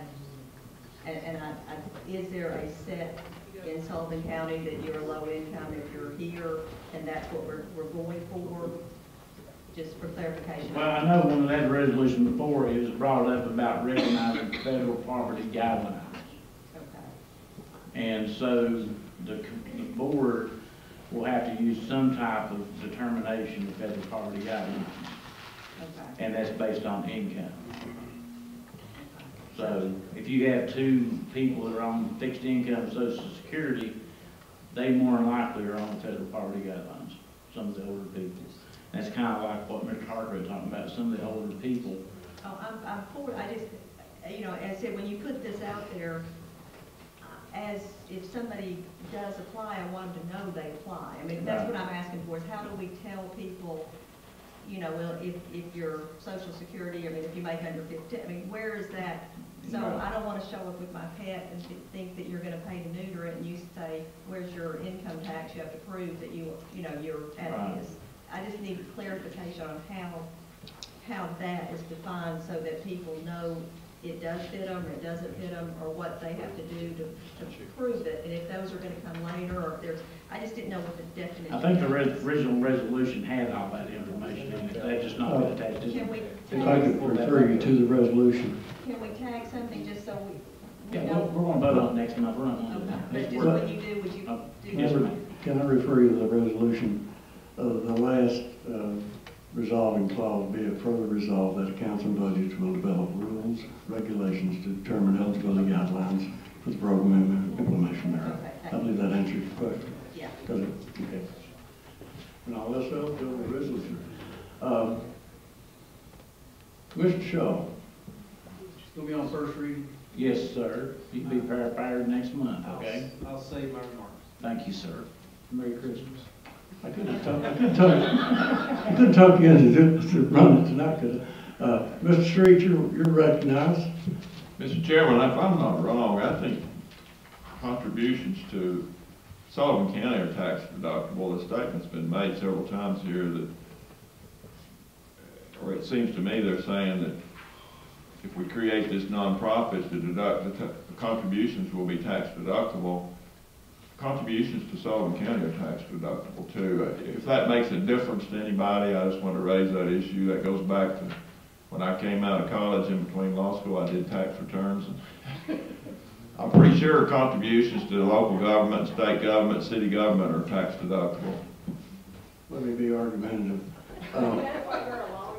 The animal shelter at Sullivan County charter has been filed in, and if they operate under that charter, just because you're not for profit doesn't mean your taxes up. If somebody wants to drop $1 million on Sullivan County, I agree. But you can't give it to the 501c3 that's filed without going through the 27 months of IRS scrutiny. I believe that. Okay. Maybe, it may not be. Commissioner Vance, this is on first reading. Yes, sir. Wasted all our time. If we get past 10 o'clock, I'm gonna close the courthouse tomorrow. Not really. Item number 14, and, Commissioner Vance, I believe this is you too. He got this one really late today. Okay, I guess because I know how it works. And I think Mr. Akers, he discussed with it too. He understands how it goes, so I'd like to ask him to be a co-sponsor as well. Okay, this right here is a resolution to approve the agreement for forensic service. Forensic services is when they do autopsies on patients. This contract is an 18-month contract with William L. Jenkins Forensic Center in Johnson City. This was done back about 5 or 6 years ago to help control the cost of autopsies. So we pay, on a contract period, we pay $28,395.86 per month for 18 months. This was negotiated because our cost at one time was running way up. Mr. Bates was like $400,000 or $500,000. So the county went and negotiated with them on a monthly basis, no matter how many autopsies they do. So this is a deal for us to be able to pay them a monthly fee, no matter if they done 5 or they done 10 or 15 or they done 50. One thing I can tell you how the autopsies work, I can tell you I've watched several, but anyway. So I'm asking for waiver of rules because this contract will start January 1st, 2019 for 18 months and amount of $28,395.86, which is a big cost savings of what we used to pay. Mr. Vance moved the immediate introduction and adoption of item number 13, and Commissioner Akers seconds. Let me, before I recognize for discussion, Dan has worked on this for weeks and months and years. And I just want to acknowledge him and see if he wants to, Dan, you have anything, information about the agreement with Jenkins? I don't think there's anything really important. I will say this, Sullivan County is unique in that we have a coroner, which every county does not have, and we also have a county medical examiner. And so our contract, I had to go back and rewrite this, the original contract that was sent over to us four years ago would not work. And anyway, we are unique in that we do have those two positions, whatever that's worth. That's exactly what information I thought you all needed. We are unique, and we have a different agreement than the other 7 counties in the First Tennessee District. Commissioner George, you're recognized. Thank you, Mayor. I just want to ask, I assume that we have this money in the budget and it was already basically approved, knowing it would be this amount again, that this is not an increase from the budget that we did approve previously? I don't think it is. Maybe $1,000. The original contract was up in June. Yeah. June 30th, and the new contract started July 1, so it was funded in the budget that we adopted in August. So it is funded through the first. The reason we made it for 18 months is to catch up into a fiscal year, so the next one would be for a full year. But we've been funding this for 6 months. At this level? At this level. So these amounts are in our current budget? Right. Is that correct, is it, Larry? He said yes. Okay, so this is, and you know, one thing, it's like everyone here keeps saying that they're upset that we get things from the school that we didn't know ahead of time at the very last minute. And it seems when we know something's gonna be up for 4 months or, 18 months ago, that we wouldn't get this on the night we need to vote on it, even though there's not a problem, but just because, it's another last minute thing. And if we expect everyone else to give us data so far ahead of time, and yet we're bringing resolutions that we do not get emailed to us until we sit down here, and then we need to approve on this minute, we're doing the same thing that we're arguing with every other person for doing to us. So, Ms. George, if I may, yeah. You're getting it the last minute. We've been negotiating for the last 6 months. I'm asking you only to authorize me to sign a contract that was in effect for the previous 4 years. I can answer your question. In the budget for ETSU Forensic Centers, there was $337,288 put in the budget. This here is going to be $28,000, some more per month, and we put in there for $28,107. It's So right. that's what I need to know. Yeah, it's in the We budget. knew about it, we already budgeted, this is nothing new. Yes. That Part was of- the main thing. Thank you. Part of the negotiation, Mark, was to get that 28,000 lowered to 26,000. Might not have been worth 6 months and drop it on you the last minute. That's the way it I was. said, as long as we budgeted for it, I'm good with it. I just wanted to be sure that it was in our numbers. Very good, thank you. Commissioner Shaw, you're recognized. Were you through Colette? Were you through? Okay. I think maybe you answered my question when Colette, but let me just say it in a different way. You said that the previous agreement expired in June.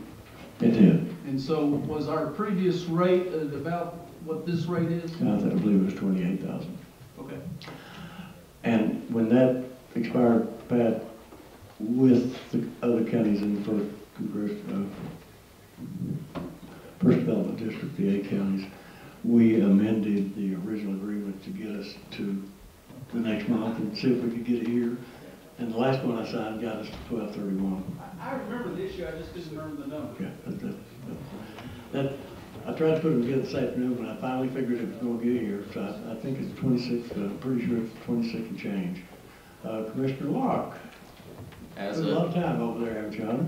Yeah, as a deputy coroner in the county, we're very fortunate to have Jenkins right in our corner for autopsies. If we don't use Jenkins, the next nearest place to be is UT Knoxville, which would be a burden on the taxpayers because the cost of maintenance on vehicles, mileage, we simply can't afford that. So I vote yes on this, and we need to be thankful that Jenkins is right here, the next county over.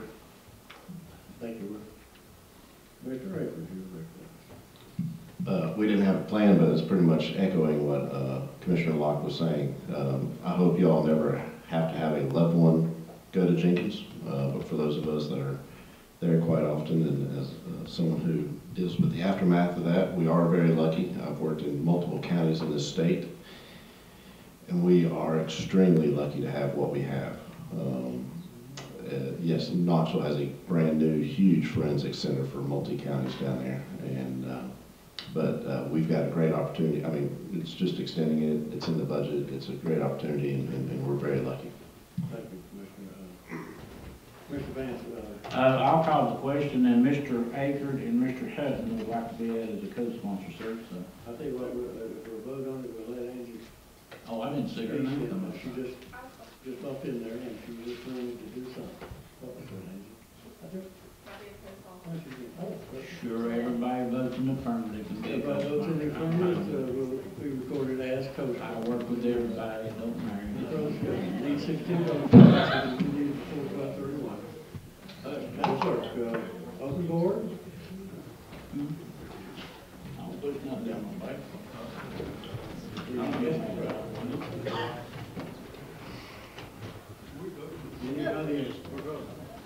Anybody wish to change the vote? Everybody vote. Madam Clerk, take the vote. 24 yes. Having received necessary majority, item number 13 is adopted. 14 rather, I'm sorry. That completes our agenda for tonight, our resolution agenda. I believe Mr. Bailey's got some things we have to read into the record tonight. Is that correct? First thing you've got on your desk is this report of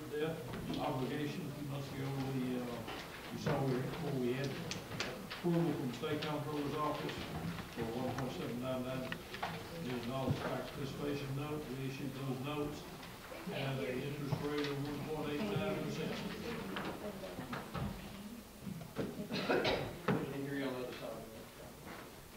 They can't hear me. It's not working over there? It is now. Okay. I thought I was talking loud enough for you to hear me without this thing. Okay, normally I do. Tax participation note, as I said, $1.799 million. The Comptroller's Office approved the issuance of it a few months ago, and that was presented before you. And we've issued that note for 1.89%. It's required by law that we have that note paid off before June 30th. Normally, we will pay them off when taxes come in, and hopefully we'll be doing that this year. I don't expect anything otherwise. Any questions? Any questions for Mr. Bailey?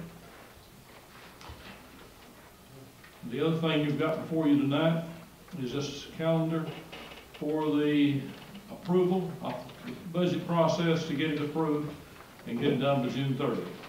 Now, it means that we will need to be getting started, put an extra emphasis. There's some new officials to be dealt with, which will slow it down a little bit. And new commissioners will have more questions, I feel like, for the hearings.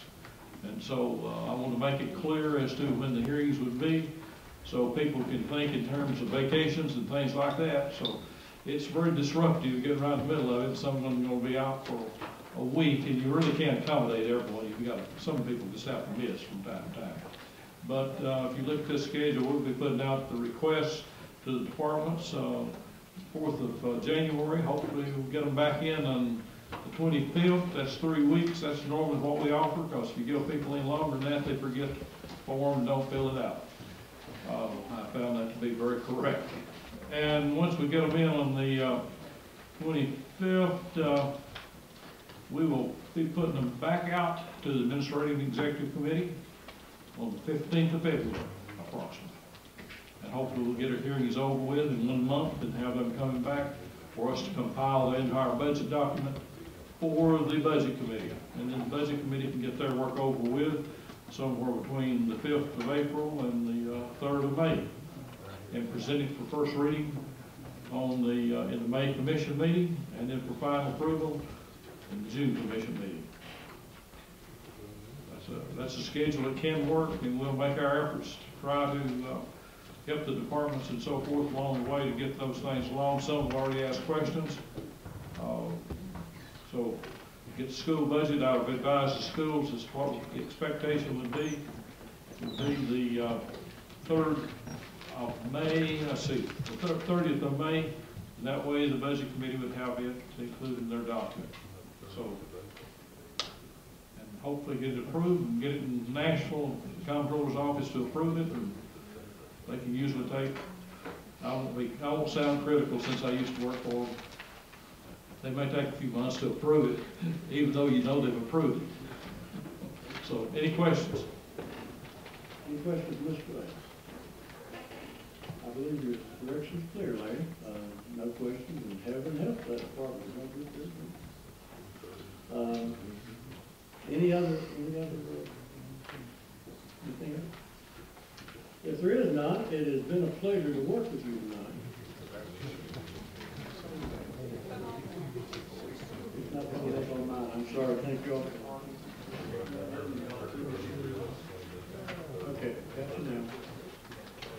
I usually look over here where I push a button and it's not coming up. So would you recognize Mr. Shuffler?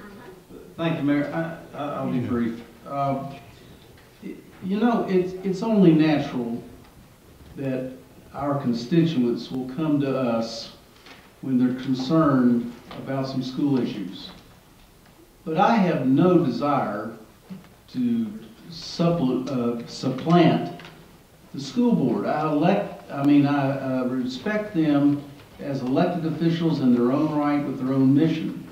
But folks, this is something that's been carried over from the last commission to this commission, that they're concerned about, are they going to close the Innovation Academy? Are they going to move up the schedule for the other school closings? Are they going to do this? Are they going to do that? We have confusion about how much money they have on hand and what they need it for and on and on. It just goes on and on. And we're part-timers. I'm kind of hoping that guys like Richard Venable, Larry Bailey sit down with Evelyn and they kind of work things out. But of course, then the school board, they get involved, and I'm asking for some more routine information provided in very simple ways. I personally like PowerPoint briefings, but that show us how they're doing on their school facilities plan and how are they doing in general. But again, the public is going to come to us. That's just, it's been proven over and over again.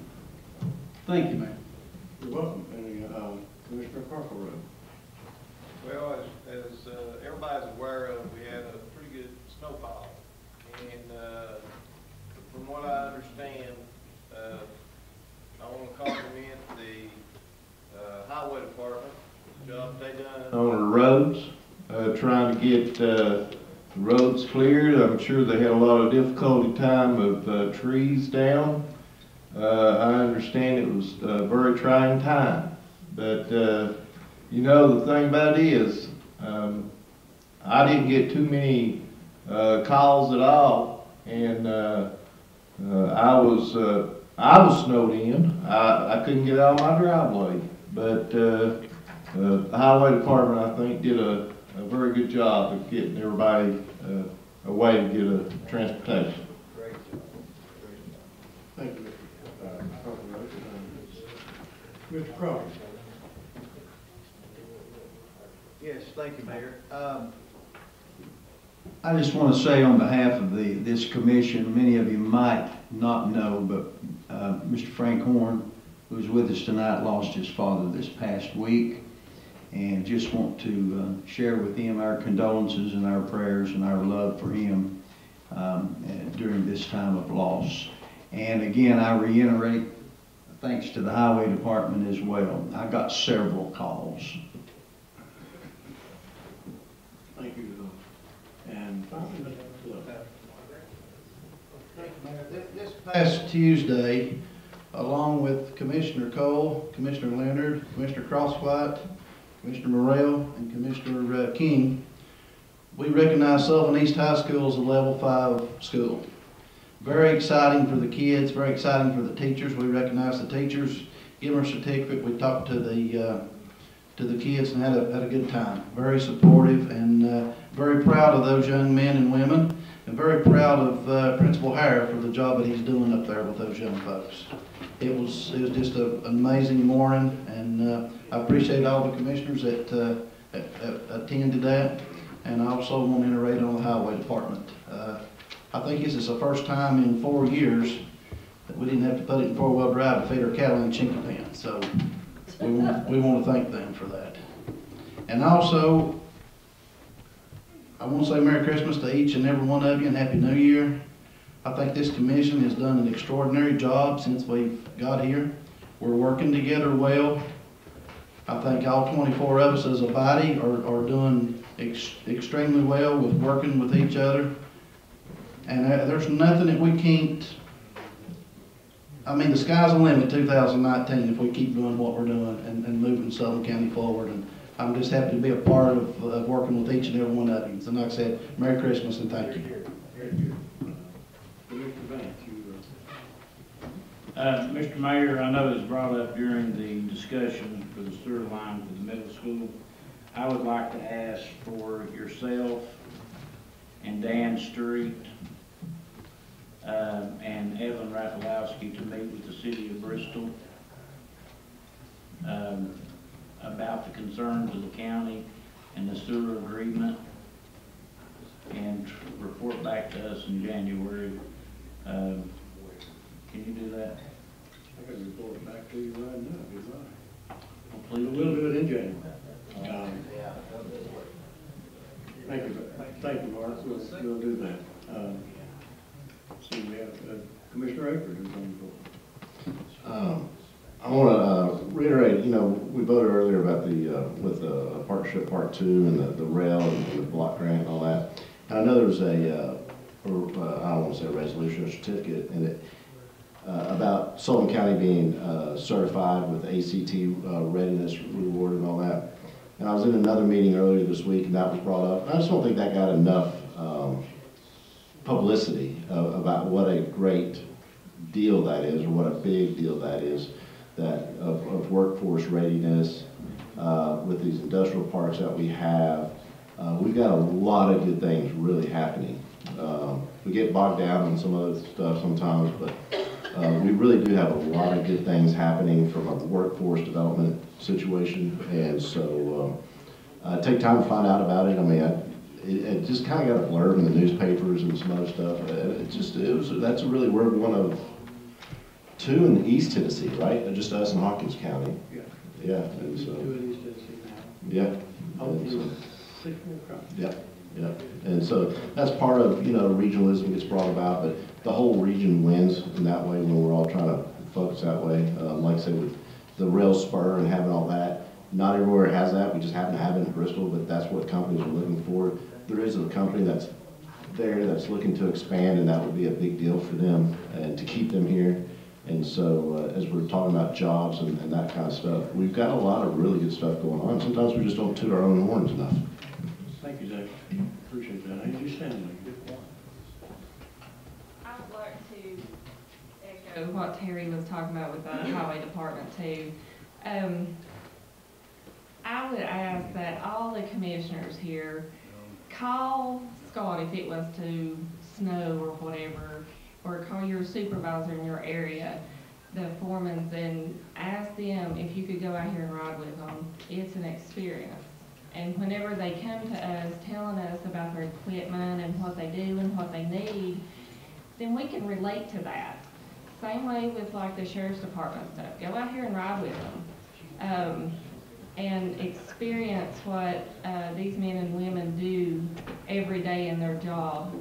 And they done just an extraordinary job with our roads and stuff. I just want to say thanks to the highway department for what all that they done during the last snow. Thank you, Ms. Stanley. Merry Christmas. Nobody else on the board, so I get the last word. I'm gonna cut this system off as soon as I finish. Pat, in regard to your comments, and I'm not disagreeing with you to be disagreeable, I've been working with the Director of Schools, Evelyn Ratalowski, the last 32 years when she ran me out of the central parking lot for going the wrong way. And she did. And I was going the wrong way. She straightened me out. She might not remember that because I bet she had a lot of people going the wrong way.